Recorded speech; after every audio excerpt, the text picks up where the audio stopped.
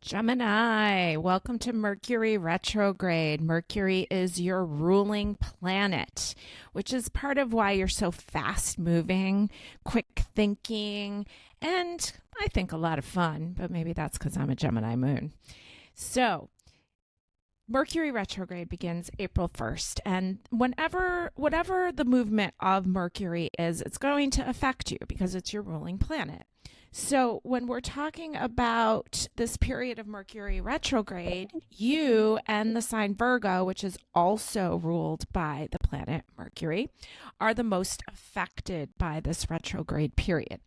So what is a retrograde? Well, we talked about it in the month ahead reading, but just a quick overview. A retrograde period is when the planet seems to be moving backwards. It's not really moving backwards. It's an illusion that it's moving backwards, but it affects us as moving backwards, okay?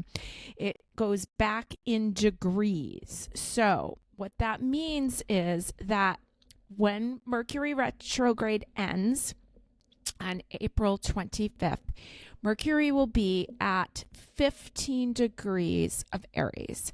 And 15 degrees of Aries is where it was back on March 18th. So all the things that have been happening for you, Gemini, since March 18th are going to be revisited. Now, again, this is for everyone, but it's going to hit you more because it's your ruling planet. So this is a great time for you, Gemini, to review things, to go over things. I am a Gemini moon.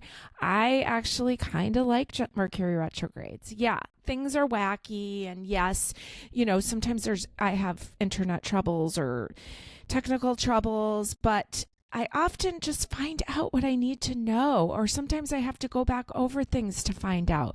Or sometimes my favorite part is when information just comes to me, okay, which happens a lot in a Mercury retrograde. So allow the information that you need to show up for you. Mercury rules roadways, pathways, delivery of actual items because it rules roadways, but delivery of information because it also rules neural pathways in the brain. Allow the information, allow the memory, allow the information to all click together for you, dear Gemini, because I know you like it. I know you like information, and this will give you a little closure. Okay, so, it's going to be your season soon, Gemini, and right now we don't have any planets in your sign.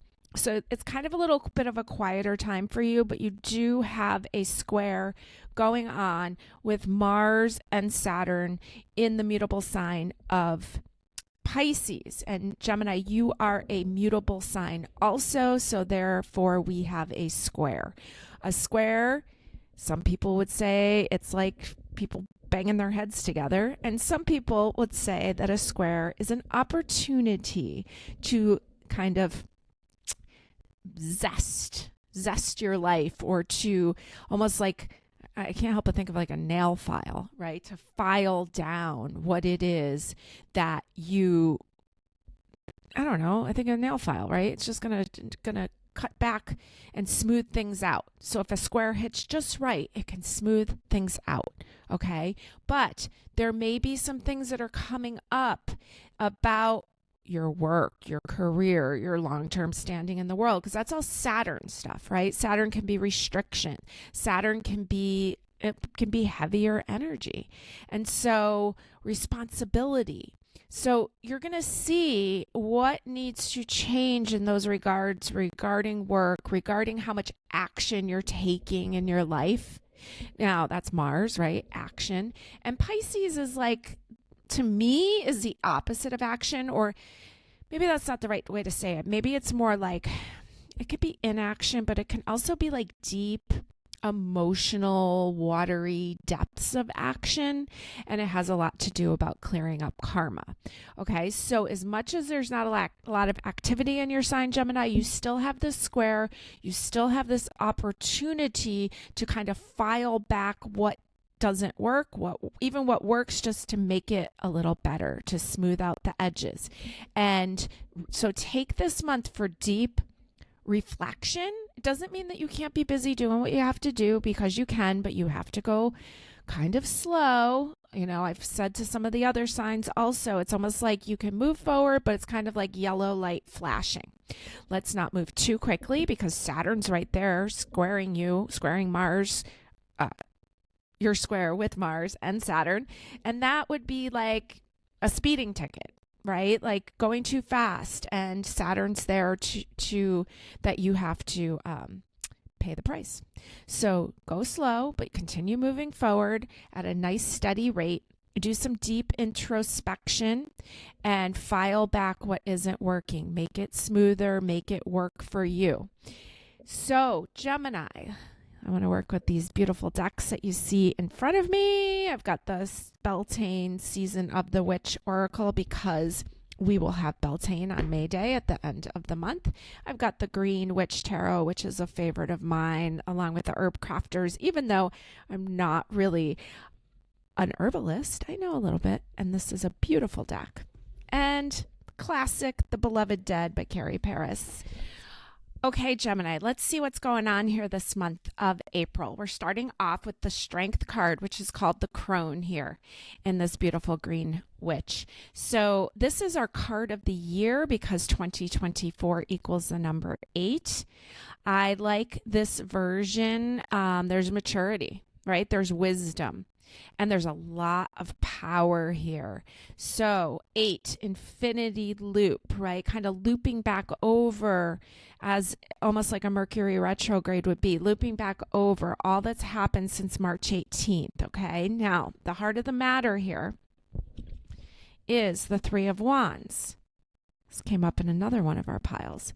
It looks to me, well, you're either your ships come in or you're heading out of town. Okay.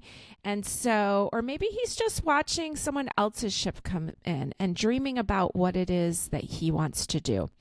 And Gemini, you love to do stuff. You're like one of the most social signs. So there in your heart position is this desire, right? There's a mermaid on the front kind of calling you. There's this desire to go, to move, to get on the road, to have another adventure. This is supporting the heart of the matter. We have the 4 of Cups and a couple repeat cards here from some of the other piles. I like that a dragonfly is over her head, which has a 360 view. I like that her view is limited and she is not looking towards the door. There is someone has just arrived. Maybe they were on this ship. Maybe so, or maybe you're getting on that ship and going to visit someone, okay? Almost like an unexpected visit. 4 of Cups, her attention's on the 3 of Cups, and now there is someone at the door. This is the foundation of the reading, and we have this beautiful Empress card from the Herb Crafters Tarot. And this is the beautiful Empress card, Taurus energy. It's number 3. We also have the 3 of Wands, a number of manifestation of kind of forming a foundation of something. So you're being topped and bottomed with these major arcanas. This is a Taurus card, like I said, ruled by Venus, all the beauty, all the lovely things of life. And this is Rose, which to me, Rose is such a high vibe kind of energy. And it's Empress-like. There's honey there, there's jewelry, there's pomegranates. Okay, so at the bottom. So I don't know, Gemini, I get the feeling like, and I've had this feeling in some of these other piles too, like visitors, people from the past, old love. Yours is like matured love, almost like someone comes back to town. And this time the relationship at the age you're at now actually might work for you. Okay. Or there's something here where you're seeking out. Maybe you're going to visit people. Maybe you're going to give yourself the self-love that you need and the travel and excitement that you need, that your heart needs, okay? Behind the scenes, we have the Strength card again. Now remember, I haven't looked at any of these cards. I shuffle them right in front of you. This is garlic, which is very abrasive, you know. Interesting that there's more honeycomb in this dish when this was a honeycomb heart back here. So there's kind of like I don't know. I used to love, love, love garlic. Now that I've gotten older, I don't. I don't love it as much. It feels very strong. And so there's something here that like I kind of get in that vibe again that, you know, maybe it didn't work before. Maybe things are different now. Maybe you've accustomed to like something, or maybe your taste buds have changed. Okay. But there's a lot of power back here. And garlic, I mean, I think it's like antiviral, isn't it? I know it's like it can kill like pathogens. So it's also very spicy. Okay. So there's something there. There's a little spice going on. Now, here I pulled two oracles, and one of them, this is from the Beloved Dead. This is the Haunted card. Haunted. Interesting. Skeletons up at the top. It may be that this person's been on your mind for a long time. And we also have active love. Do nothing. Okay, do nothing. So it's telling us that no action needs to be taken. This person's sitting right next to this card where this person's seeking you out. Let's move into the future position here. We have the Four of Air, Lavender. This would be the Four of Swords. This is our second number 4 that's shown up. Now she's harvesting, using the sickle to harvest this lavender. Lavender's known for its soothing capacity, right? It's so versatile. It's edible. Its aroma is so soothing. And so this is coming up in your future position, that there's been something harvested, something cut out. So maybe this is a relationship that does not work for you. Maybe it's a little too overbearing. To me, she looks like she's like in this traditional role of her time period. Maybe that doesn't work for you. Maybe the values of this relationship need to be cut out. Let's see what we have for our other oracle. Interesting. This is Wild Cat. It's number 44. It says, be still and tune in, for there is something about lurking alongside you. And we've got another lion, almost kind of referencing the strength card again. Okay. So what I'm getting from this is that there's some old relationship that's either on your mind, or you're going to actually find that this person shows up in your life, or you're going to seek it out. I get the impression that you're looking for clarity and for a bigger picture view, and they may be looking for clarity and a bigger picture view. There's a lot of based in like love, but I get that maybe some of the values here in this situation are a little outdated. You're going to have to make a decision and make good boundaries as to if this works for you or not. Okay, I'm going to pull a couple more cards here just to see if there's anything else here. I've got the Three of Air, Echinacea. This is traditionally the Three of Swords, a heartache card. I find it interesting that it's Echinacea. I remember I don't know, my teen years, Echinacea was like, oh, it's take it for immunity, and everybody was Echinacea crazy. And then there was like this whole period of like doctors throwing Echinacea under the bus, and it does nothing. But you know what? Herbalists know it does do something.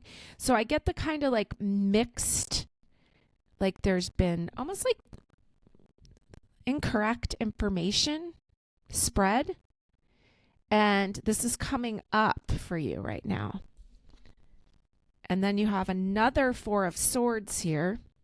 This is the different version where he's just lying still. The old swords are there in the ground. This is the same card as this lavender card. Okay, so there's kind of telling me again that like there isn't anything that you need to do except to be still and tune in. Okay, and be still and tune in. Don't be oblivious. But there's an opportunity here to heal some old pain. Okay, so you can choose to answer the door or not. If you answer the door, I get the Witch. And I don't mean, it could be a literal door, but it could just be the heeding of someone, the call of someone looking to see you or looking to reconnect, or it could be energetically. This is what happens if you answer the door. You've got the Witch, and the Witch is the magician. And so she's cooking up her pot and she's making magic. And so there's some power here, but the magician can also be, you know, things that are hidden because it's Scorpio. but I feel that she's taking control. So if you do answer the door, I think you're going to get some quick closure on the situation. And if you avoid the subject and don't deal with this person, I've got the Page of Pentacles, and the Page is kind of young energy.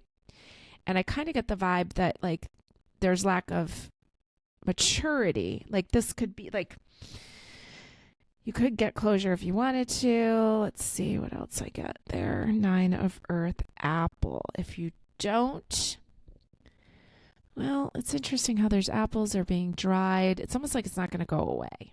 Okay. It may be best to deal with this head on. Let me pull one more card for dealing with this head on. And I've got the 7 of Cups. She's kind of pondering everything, and everything isn't clear, but she's pondering it.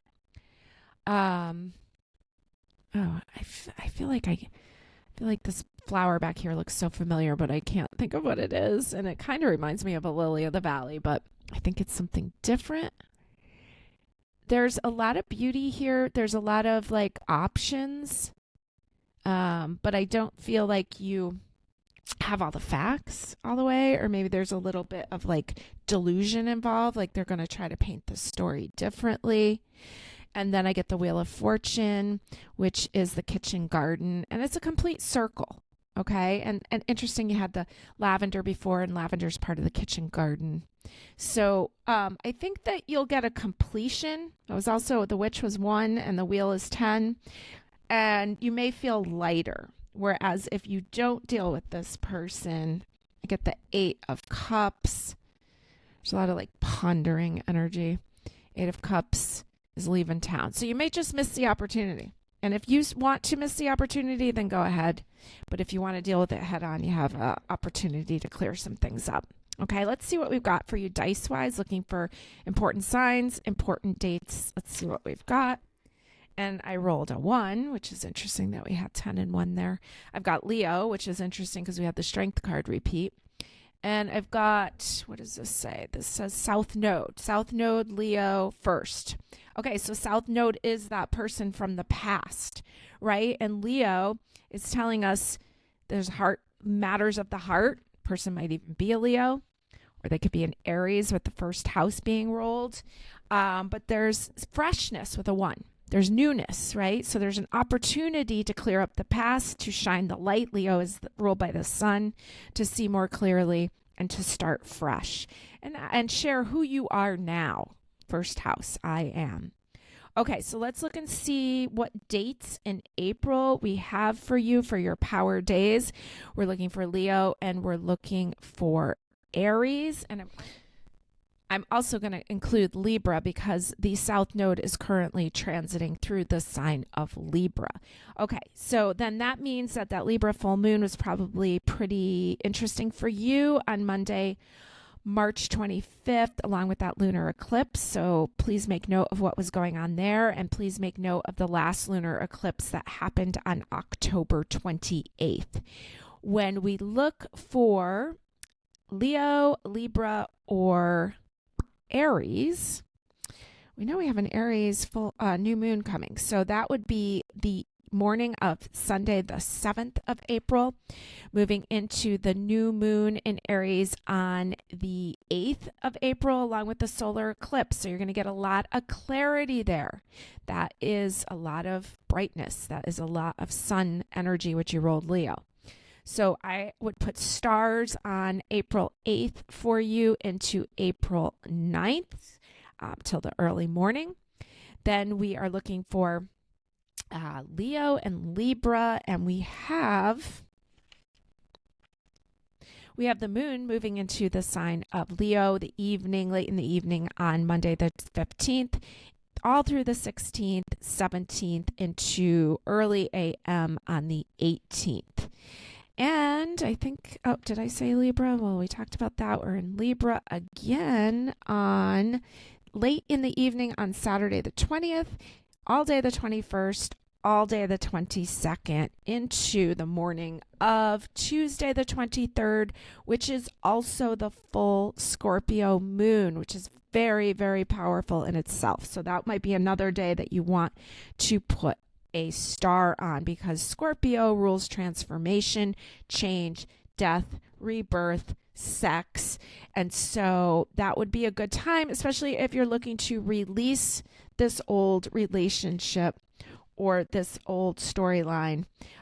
Great time to release it. Okay. And that could be done too on that full moon. If you decide that, this relationship's over, or your opinion of this relationship is over, your viewpoint on this has changed.